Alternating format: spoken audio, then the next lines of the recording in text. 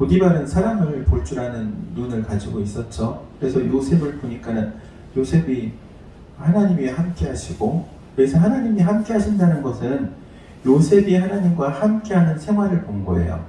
이것을 네 글자로 이렇게 말할 수 있어요. 코람데오. 그러니까는 하나님을 항상 의식하고 살아가는 거예요. 아무도 보지 않는 게 아니고 내가 있는 이 자리에 하나님이 보고 계신다라는 그러한 코람데오의 의식을 가지고 살아가는 것을 이 보디발이 본 거예요. 그리고 나서 이 요셉에게 일을 맡겼는데 그 맡은 일들을 너무 잘 수행하죠. 잘 수행하는 것뿐만 아니라 일이 잘 풀려요. 형통케 하심을 보았더라 그래요. 그게 3절 말씀이에요. 사람은 사람 보는 눈이 있어야 합니다. 여러분 사람 보는 눈이 있기를 주의 이름으로 축원드립니다. 어떤 분이 그러더라고요. 제가 사람 보는 눈이 있어요. 그래서 저희 집사람 만났습니다. 그러더라고요. 정답이에요, 정답. 사람 보는 눈이 있어서 여러분 짝꿍을 잘 만나신 줄로 믿습니다. 사람 보는 눈이 있어야 되는데 그럼 어떤 사람을 볼 것이냐? 교회는요, 사람을 볼 때 이 사람이 하나님과 함께하는 사람이냐 이걸 봐야 돼요. 코람데오의 의식을 가지고 살아가는 사람이냐, 하나님이 함께 하시는 것을 의식하며 살아가는 사람이냐 이것을 보는 거예요. 그러면 그 사람의 삶의 행동은요 조심스러울 수밖에 없거든요. 하나님이 보고 계시는데 말을 험하게 하겠습니까? 행동을 멋대로 하겠습니까? 말과 행동을 보면은 야, 이 사람이 하나님에 대해서 어떻게 생각하는지를 알 수 있는 거예요. 교회는요, 그래서 특별히 교회 안에 사람을 세울 때에는 이 사람 보는 눈이 있어야 하고 어떤 이해득실 관계를 따져가지고 사람을 세우는 것이 아니라 하나님과 함께하는 사람을 세워야 하는 거예요. 이게 첫 번째 기준입니다. 그리고 두 번째는요, 지난주에 얘기했지만 그 사람이 하는 일을 보는 거예요. 일 처리를 어떻게 하느냐 이걸 보는 거예요. 그런데 그걸 관심 있게 보지 않으면 몰라요. 이 사람이 어떤 일을 하고 또 어떻게 일을 하는지 알 수가 없어요. 관심을 갖지 않으면 모르는 거예요. 그래서 그것을 보는 눈이 있어야 하는데 지난주에도 잠깐 이야기는 했지만 그렇잖아요. 평사원이 하는 일을 사장이 잘 몰라요. 그래서 오죽하면 이런 얘기가 있어요.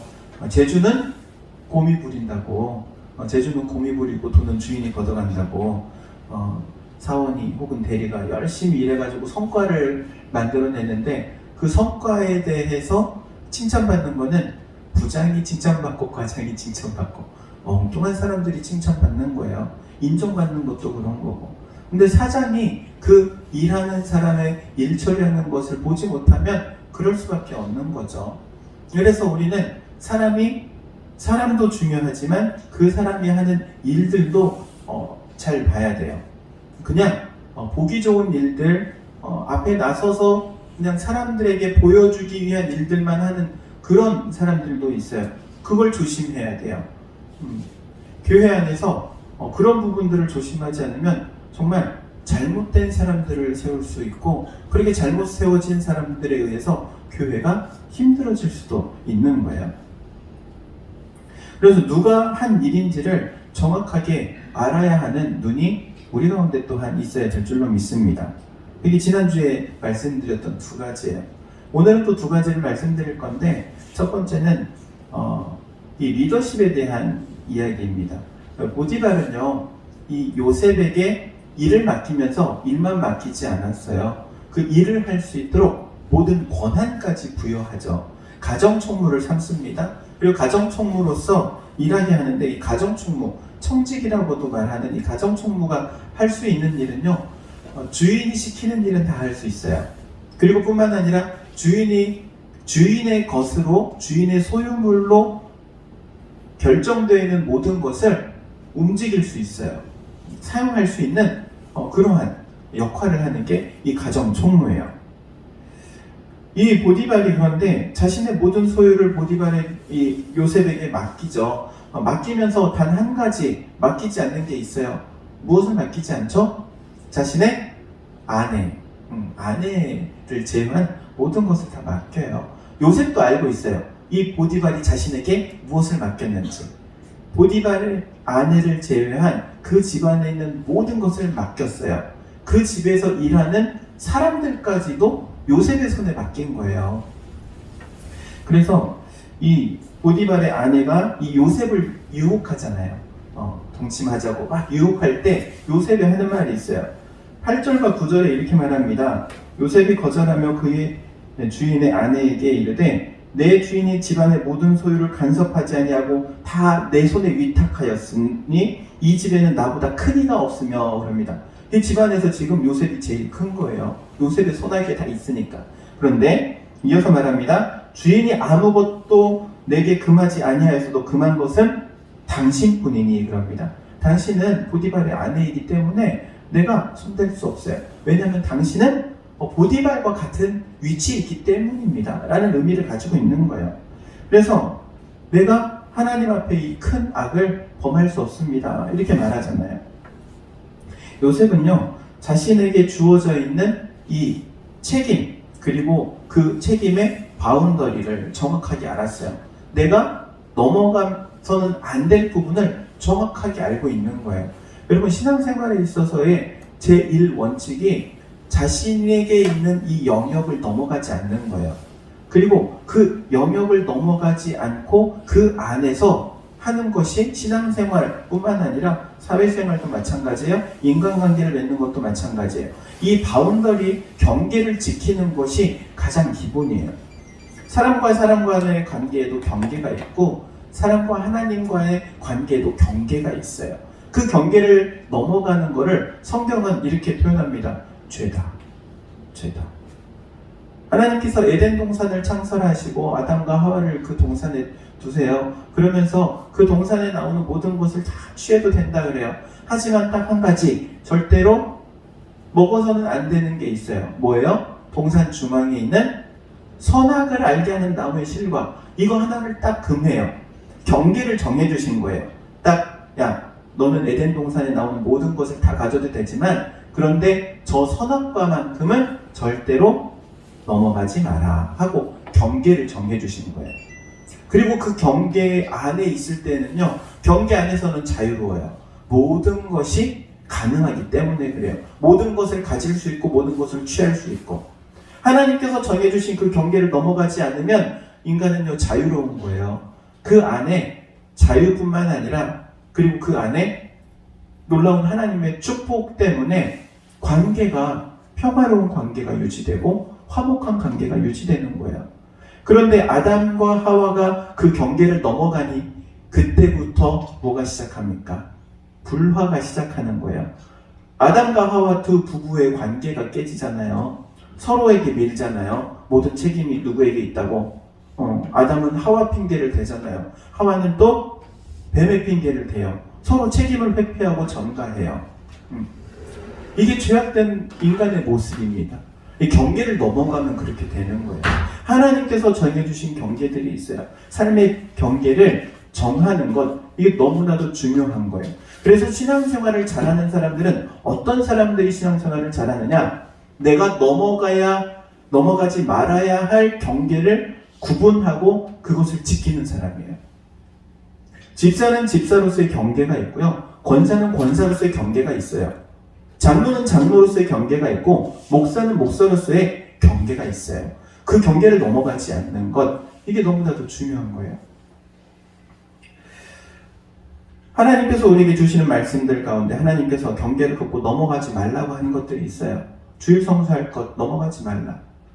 안식일을 기억하여 거룩하게 지키라 라는 말씀으로. 뿐만 아니라 11조에 대한 것도 마찬가지. 그럼 10분의 1은 하나님의 것이다 라고 명령하시잖아요. 그 경계예요, 경계. 그 경계를 지키고 그 경계 안에 있을 때 사람은 안전함을 누릴 수 있는 거예요. 평안함을 누릴 수 있는 거고 그 가운데 행복을 누릴 수 있는 거예요. 그래서 이 경계가 명확해야 합니다. 뿐만 아니라 이 경계를 부여할 때는요, 그 경계 안에서는 두 가지가 함께 움직여요. 권한과 책임이라는 거예요. 모든 직분에는 권한과 책임이 함께 공존해 있어요. 권한만 주지도 않고 책임만 주지도 않아요. 여러분, 권한도 없고 책임도 없는 사람은 어떤 사람일까요? 상관없는 사람. 관계 없는 사람이에요. 관계자회 출입 금지 써있죠. 거기 들어가면 돼요, 안 돼요? 안 돼요. 거기 누가 들어가요? 직원만 들어가는 거예요, 직원만. 일하고 관계돼 있는 사람들만 들어가는 거예요.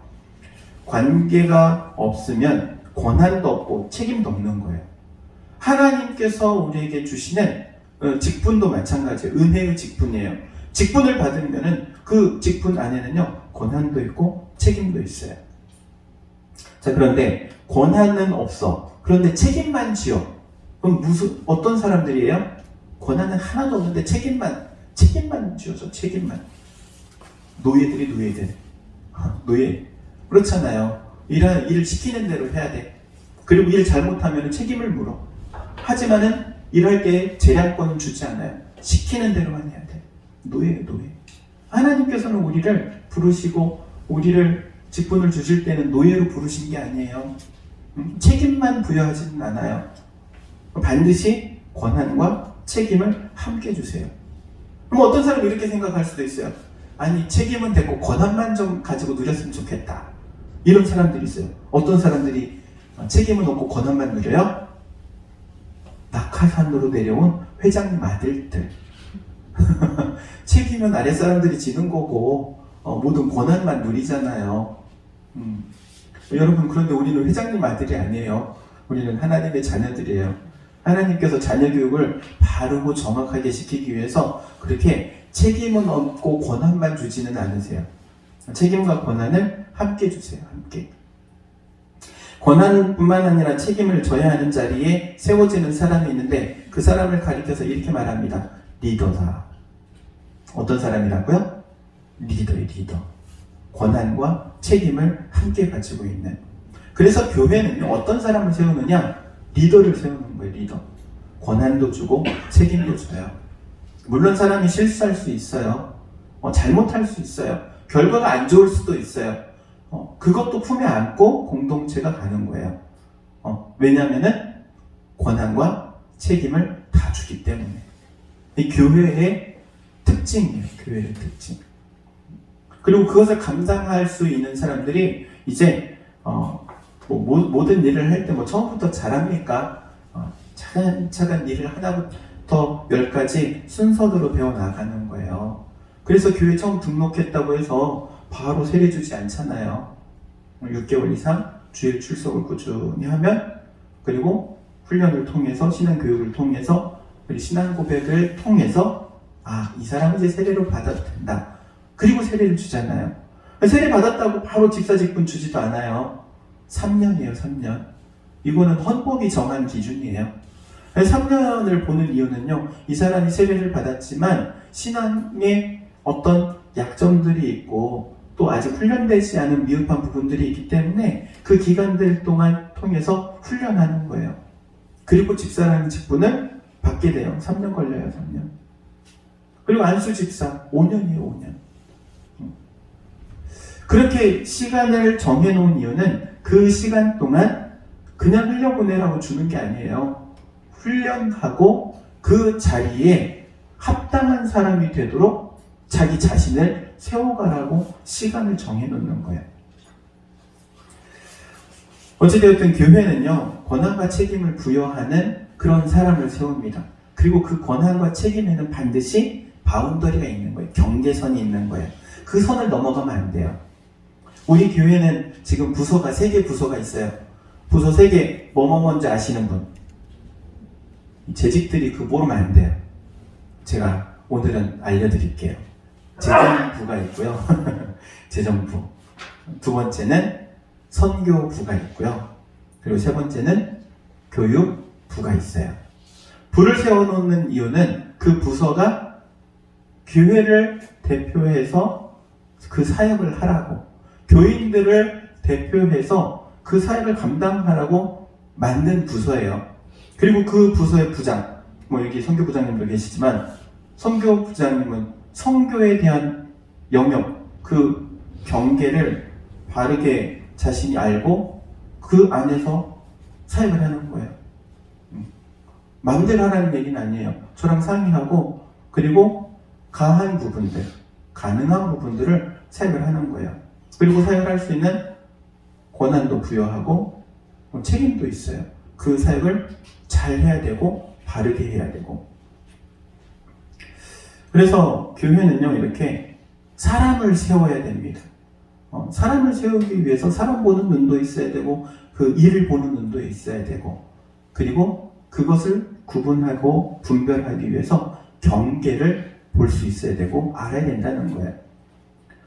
그리고 마지막으로 이제 이 보디발에 대해서 보도록 합니다. 이 보디발은요, 중용하는 사람에서 중용. 그래서 요셉을 들어 쓰잖아요. 그의 신분을 보지 않았어요. 노예로 팔려왔어요. 그리고 어리잖아요. 그런데 그가 쓸만한 사람인 것을 알고 그를 그냥 귀하게 쓰는 거예요. 귀한 자리에다가 놓고. 사람을 쓸 때는 그런데 중요한 한 가지 놓치지 말아야 할 게 있어요. 사람을 일하다 보면은 좋은 얘기도 나오고 안 좋은 얘기도 나와요. 100% 좋은 얘기만 나올 수는 없어요. 교회 일이라는 게 그래요. 교회 일을 하다가 모든 성도들이 100% 다 좋아하지 않아요. 좋아하는 사람도 있지만 그것을 좋아하지 않는 사람들도 있을 수 있어요. 그렇지 않습니까? 여러분, 모든 게 다 여러분 마음에 듭니까? 제 앞에서 말 못하겠죠? 모든 게 다 마음에 듭니까? 모든 게 다 마음에 든다고 100% 박수 치는 데는요, 저기 북한 땅밖에 없어요. 그렇잖아요? 그럼 박수 안 치면 목이 잘려 나가니까 다 그냥 오케이 하고 박수 쳐야지. 교회는 그렇지 않아요. 좋아하는 혹은 좋아하지 않는 두 부분이 있을 수 있어요. 그리고 일하는 사람은 그 가운데에 위치를 해요. 그래서 양쪽 이야기를 다 들어봐야 돼. 좋아하는 사람들은 왜 좋아하는지, 좋아하지 않는 사람들은 왜 좋아하지 않는지, 양쪽 얘기를 들어보는 거예요. 보디발이라는 사람은요, 그 양쪽 얘기를 참 잘 들었던 사람이에요. 그런데 오늘 본문에 보니까는 이 보디발의 아내로 인한 문제가 발생하잖아요. 여러분, 이 보디발이 누구의 말을 믿었을까요? 퀴즈. 자신의 아내의 말을 믿었을까요? 요셉의 말을 믿었을까요? 네, 성경을 그래서 보면 재미있는 거예요. 보면 볼수록 재밌어. 누구의 말을 믿었냐면요, 요셉의 말을 믿었어요. 신기하죠? 제가 이렇게 말하니까. 근데 요셉 감옥에 갇혔잖아요. 요셉의 말을 믿었어요. 제가 쭉 설명을 하려면 시간이 좀 길어지는데 간단하게 요약 압축해서 설명하도록 하겠습니다. 지난주 설교를 좀 잘 떠올려 보세요. 지난주에 친위대장을 설명을 할 때 이 친위대장이 어떤 사람이라고 그랬어요? 내시, 환관. 환관인데 근데 결혼을 했네? 남자 구실을 해요? 못해요? 못해요. 그런데 표면적으로는 가정을 꾸리고 살아가는 거예요. 표면적으로. 보디발의 아내가 바람기가 있다는 거, 이 보디발이 알았어요. 알았어. 모르지 않아요. 정말 몰랐고 요셉이 그렇게 겁탈을 하려고 했다면 여러분 같으면 어떻게 하시겠어요? 노예는 재산 중에 하나예요. 없애버리지. 그걸 살려둡니까? 법에 따라서 처벌을 하지 왜 왕의 감옥으로 보내겠어요? 왕의 감옥으로 보내는 이유, 여러분, 왕의 감옥은 아무나 들어갈 수 없어요. 정치범만 들어가는 거예요. 반란을 계획하거나 반란에 연루된 사람만 들어가는 자리가 왕의 감옥이에요. 그곳에 집어넣는 이유는요, 요셉이 아무 말 누구에게도 못하도록 막아버린 거예요. 말할 수 없게 막은 거예요. 비밀이 새어나가지 않도록. 요셉에게 문제가 없다는 것은 알지만 이 보디발은 무엇을 생각했냐면 자기 체면을 먼저 생각한 거예요. 그 일이 사람들에게 알려지게 되었을 때 자기 체면이 깎이거든요. 자존심 상하거든요. 그래서 왕의 감옥으로 집어넣는 거예요. 요셉 말을 믿었지만. 이게 성경에서 참 아이러니예요. 성경을 보면 볼수록 재밌는 거예요. 그래서 우리가 생각했던 거랑은 너무 다르거든. 보디발의 아내의 말을 믿은 게 아니에요. 요셉의 말을 믿었지만 그의 말을 들어줄 수 없는 거예요. 왜 그러냐면 그 말을 들어주는 순간 자신의 치부가 드러나기 때문에. 그래서 요셉을 가두는 거예요. 그리고 소문나지 않도록 자신의 관할하는 감옥에다 집어넣는 거예요. 안 그랬으면은 사형을 하든지 일반 법정으로 보내서 판결을 받든지 하죠.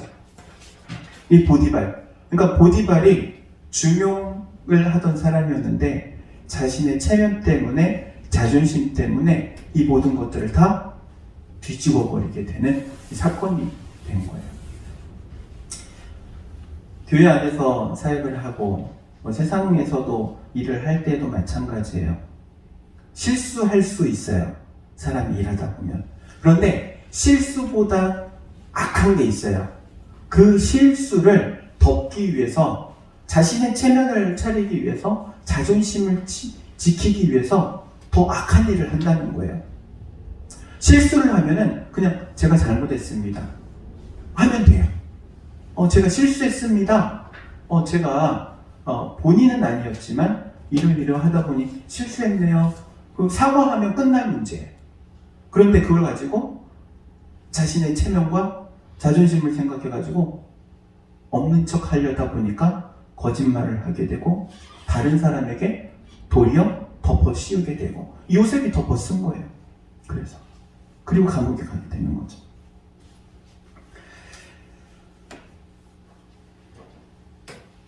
신약 성경에 보면은 헤롯 왕, 그리고 헤로디아, 그리고 세례 요한이 얽혀있는 이야기가 있죠. 헤롯 왕의 생일이에요. 잔치를 벌렸어요. 헤로디아가 딸이잖아요. 헤롯 왕을 기쁘게 하려고 춤을 그냥 췄어요. 어떤 춤을 췄는지는 모르겠지만 그 춤이 그때 있는 모든 사람들의 마음을 감동시켰나 봐요. 헤롯 왕이 그걸 보고 너무나도 기뻐가지고 얘기해요. 야, 내가 네 소원 다 들어줄게. 나라의 절반을 원하면 내가 나라의 절반도 줄게. 그래요. 헤로디아가 그런데 뭘 요구하죠? 세례 요한의 머리를 잘라 주세요. 그래요. 헤롯이 그렇게 하면 안 된다는 것을 알면서도 세례 요한의 목을 잘라요. 그리고 그 잔치상에 가지고 와요. 무엇 때문에? 잘못된 줄 알면서 세례 요한의 목을 친 이유가 어디 있어요?